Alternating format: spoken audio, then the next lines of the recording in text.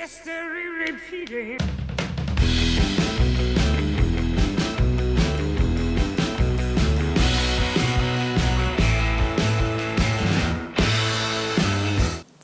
Welcome back to History Repeating and our second episode with the spectacular Gwen Dickey of the iconic band Royce. It's hard to believe that Gwen did her vocal take of Love Don't Live Here Anymore in one shot with the flu, but that's just a testament to her skills as a singer. However, despite the band's continued success, Gwen would only stay for one more album, as the group was constraining her. Well, when I sang Love Don't Live Here Anymore, first of all, I had the flu and I was in bed. And Norman needed to finish the album to get it to the record company at that time so that they could release it. And they were putting pressure on him. And he said, "This is the last song. I need you to come and do this song because we need to finish the album. I got to get it mixed and I need to get it to the record company by whatever day next week." So I said, "I can hardly speak. I don't feel well." He said, "Please, I'm begging you." And he just kept calling me. So I got upset, got dressed, wrapped myself up, got in my car, drove to the studio. And he said, "Oh, thank you." So he used to call me Pooh. He said, "Thank you, Pooh, for coming." I said, "I'm only singing it one time. If you don't get it, that's too bad. I don't feel well. I'm going and I'm getting back in the bed." So he said, "Okay, then we'll do it one time." So I put the headphones on. I said, "Let's do it." I screamed on the mic, "Let's do it." And I went in and I sang it a couple of times. And what you hear is what he got. And do you have any memories of the last album that you did with Royce of Rainbow Connection? Well, it was a struggle for me because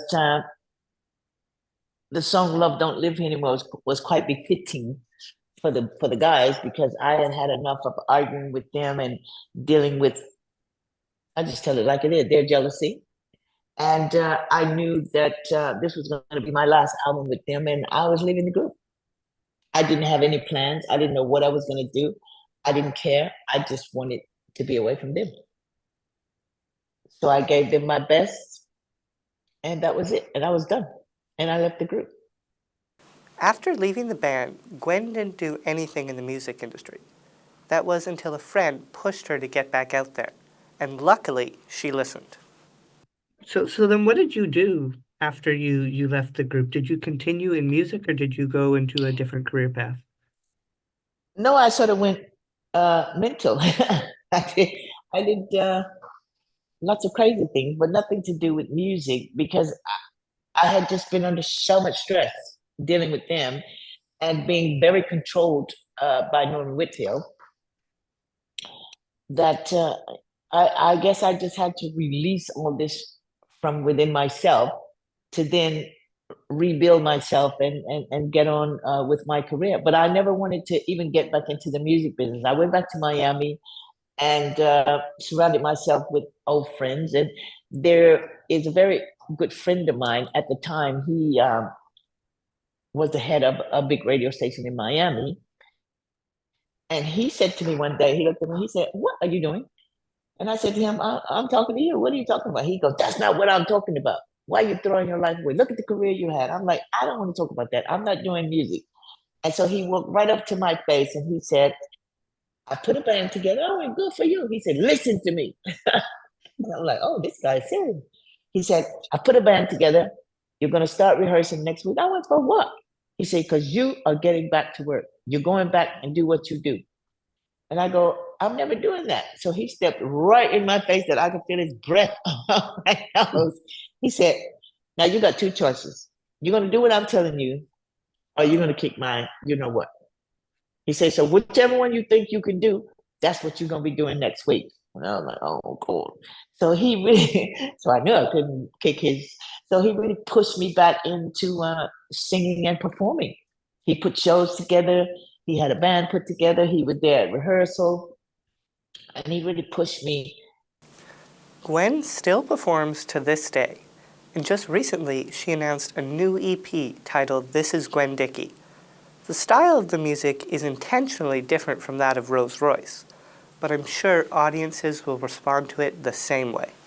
And then since you've got back into the industry, you've performed so many big things. I mean, you opened for James Brown, you were you were at Glastonbury, you did Night of Proms. I mean, so many different big things. So how does that feel to know that people still they want to hear you and they're want to see you live?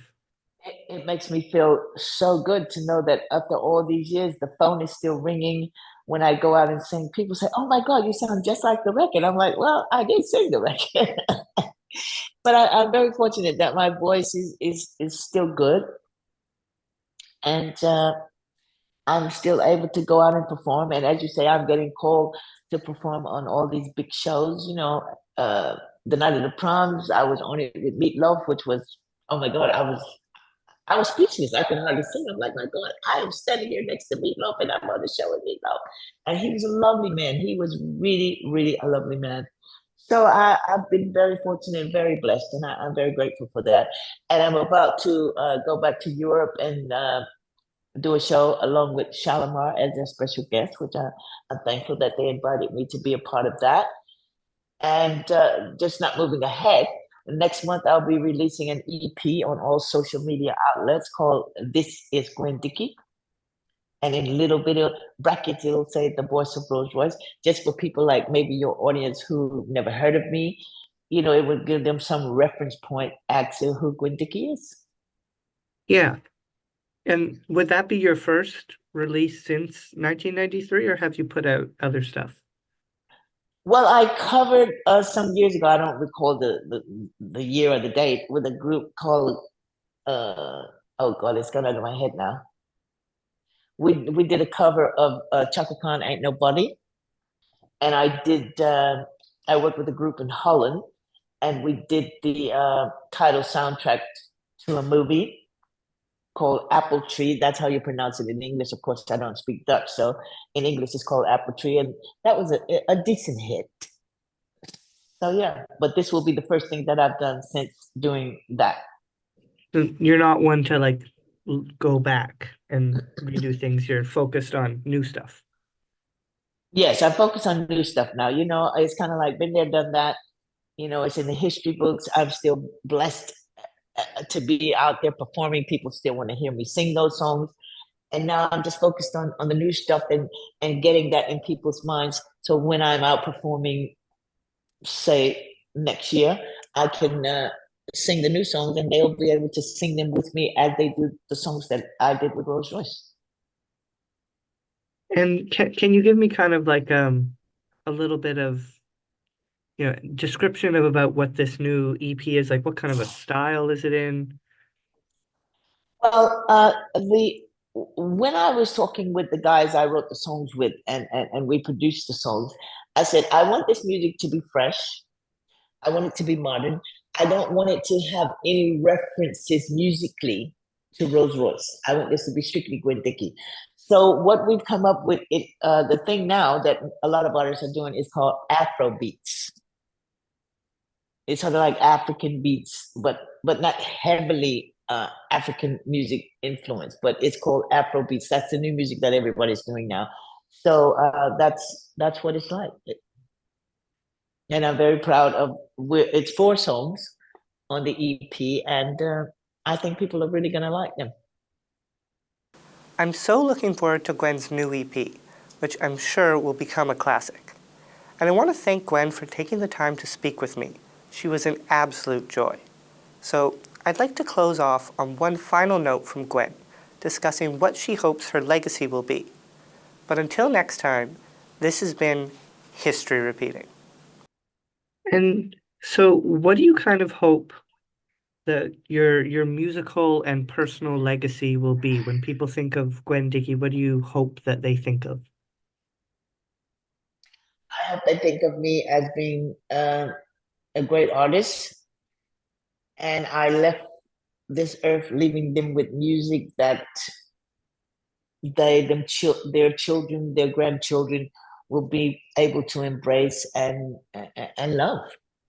And I hope that your listening audience will next month at the end of next month go on all social media outlets and look for This is Gwen Dickey, the voice of Rolls Royce, and have a listen and leave a comment what they think about the new material, being that they are familiar with the songs that I did with Royce. Yeah. I'd be interested to see what they think about the new stuff.